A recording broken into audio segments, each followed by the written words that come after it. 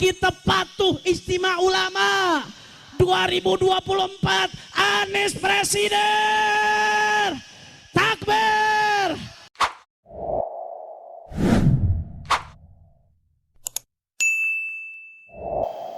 Gak main-main urusan politik, saudara. Makanya kemarin alhamdulillah itu yang namanya Istimewa Ulama tanggal 18 November 2023 di Adzikra Sentul.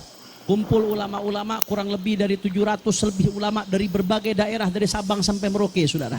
Di bawah komando Imam Besar Sayyidil Walid Al-Habib Muhammad Rizik bin Husain bin Syihab. Saudara, saat itu ulama musyawarah rembuk bagaimana kepemimpinan bangsa Indonesia ke depannya.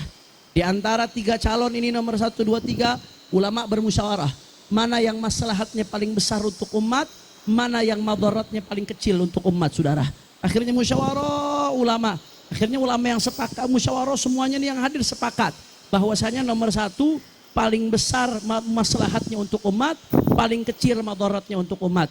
Tapi ulama nggak mau begitu saja, nggak mau main asal dukung mendukung. Karena kita nih para ulama yang ada di barisan imam besar, kita nggak ngarepin duit dari politikus-politikus, betul atau tidak? Kita nggak ngarepin yang namanya jabatan dari mereka, betul? Kita nggak ngarepin popularitas, betul? Yang kita pengen perjuangkan kemaslahatan umat. Maka ulama satu sepakat. Nomor 1 akan kita dukung kalau dia mau tanda tangan fakta integritas, kontrak politik perjanjian. Ente mau kita dukung. Apa yang ente perjuangin kalau ente menang? Ada 13 poin, saudara. Di antara 13 poin tersebut, di antaranya ada yang berkaitan dengan jangan sampai PKI bangkit lagi. Bagus atau tidak? Di antaranya ada yang berkaitan dengan revolusi akhlak. Bagus atau tidak? Jangan sampai nilai-nilai yang bertentangan dengan ketuhanan Maha Esa dibiarkan di negeri ini. Bagus atau tidak? Di antaranya ada yang berkaitan dengan keadilan sosial. Jangan sampai yang kaya makin kaya, yang miskin makin bagus atau tidak? Di antaranya ada supaya jangan ada penistaan agama dibiarkan di negeri ini. Bagus atau tidak? Dan masih banyak lagi, kurang lebih ada 13 poin. Kita sodorkan ke pasangan nomor 1. Anda mau tanda tangan, kami akan gerakkan semuanya untuk dukung. Anda tidak tanda tangan, kami nggak ada kepentingan untuk dukung. Akhirnya alhamdulillah pasangan nomor 1 Anies Baswedan dan Muhaimin Iskandar resmi tanda tangan perjanjian dengan Istimewa Ulama. Dia akan perjuangkan poin-poin tersebut. Maka dengan demikian Istimewa Ulama resmi mendukung nomor 1 untuk jadi presiden dan wakil presiden Republik Indonesia, saudara. Allahu Akbar, Allahu Akbar. Semuanya Bogor, Cimande siap ikut hasil Istimewa Ulama? Orang kompak, kurang semangat. Siap ikut hasil Istimewa Ulama? Orang kompak, kurang semangat. Siap ikut hasil Istimewa Ulama? Siap patuh? Berarti besok 14 Februari milih presiden nomor berapa? Coba angkat tangannya yang ikut hasil Istimewa Ulama. Coba. Semua milih presiden nomor berapa? Pilih presiden nomor berapa? Siapa tuh hasil Istimewa Ulama? Takbir! Takbir! Sallu ala Nabi. Makanya saya mau baca pantun nih. Orang Cimande mau dengar pantun nggak? Tapi udah malam. Lanjut. Masih semangat? Yakin? Coba saya tes dulu. Tulang patah ngurut di Cimande. Sakit bego, bukan cakep. Main bola di Kebayoran Lama. Orang semangat. Main bola di Kebayoran Lama. Jangan lupa ikut turnamen.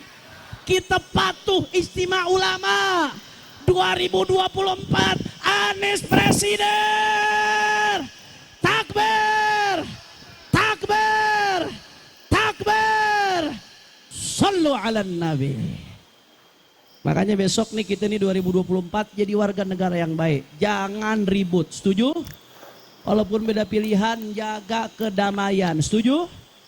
Walaupun beda pilihan, jaga ketertiban, setuju? Jaga adab, jangan saling caci maki, jangan saling menghina. Jadi warga negara yang baik. Jadi warga negara yang baik. Ikutin aturan pemerintah. Aturan pemerintah tuh kalau nyoblos cukup 1. Nggak boleh 2, apalagi 3. Nggak sah, saudara. Betul apa kagak? Saya mau tanya, kalau nyoblos sekali 3, sah atau tidak?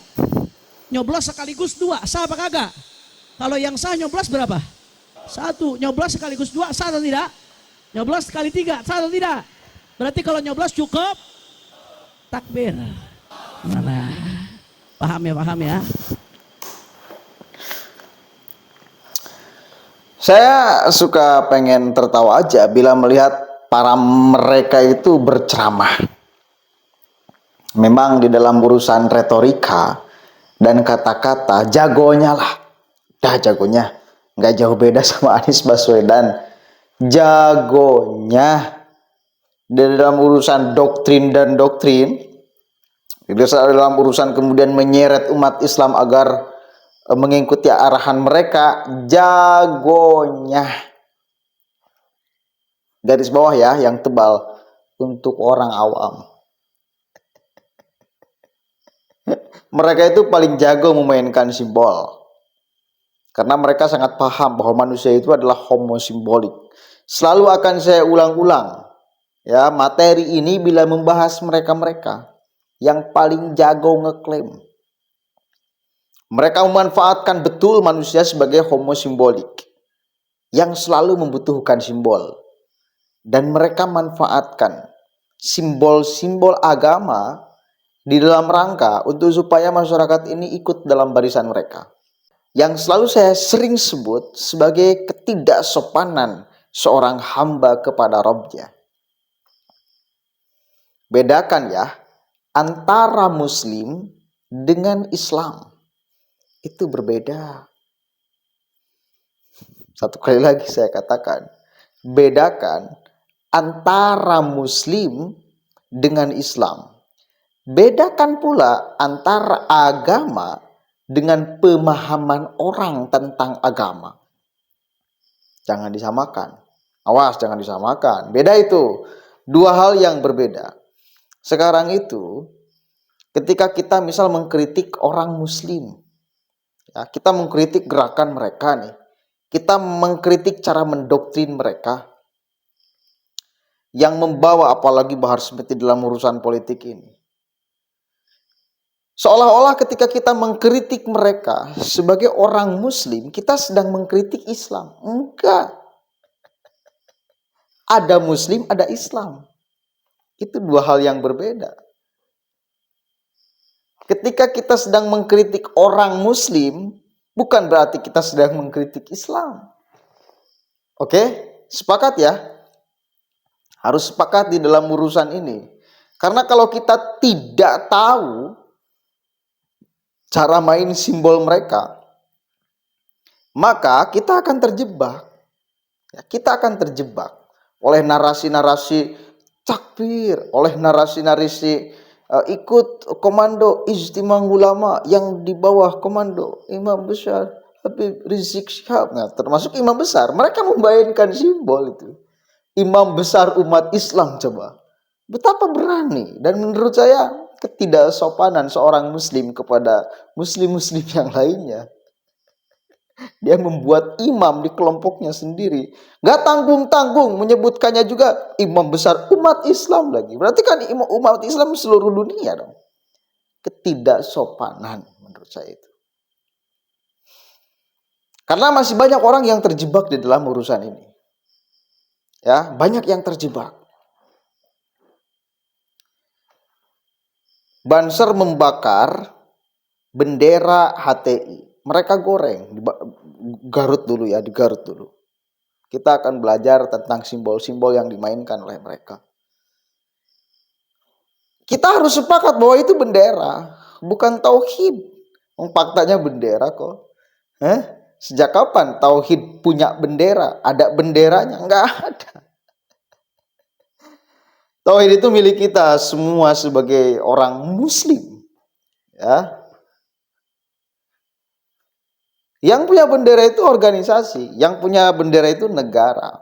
Tapi mereka ketika Banser membakar benderanya, lalu mereka mengglorifikasikan kepada masyarakat, nih Banser ini sedang membakar bendera tauhid. Mana bisa bendera tauhid dibakar? Ini tuh. Jadi hati-hati di dalam urusan simbol-simbol ini ya, karena mereka itu jago memainkan simbol ini untuk kemudian merayu masyarakat awam.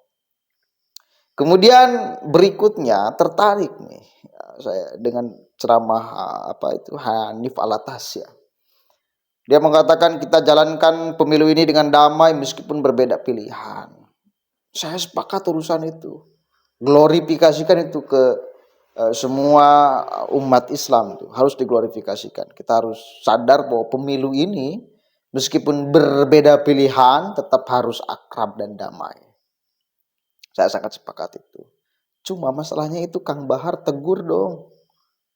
Yang dia mengatakan kita akan berdarah-darah itu provokasi loh. Pak Hanif Alatas itu Bahar Smith itu yang bicara kayak gitu, yang ceramah kayak gitu. Apa tidak berbahaya ditangkapnya oleh umat? Stop, jangan boleh kayak gitu ceramahnya dong.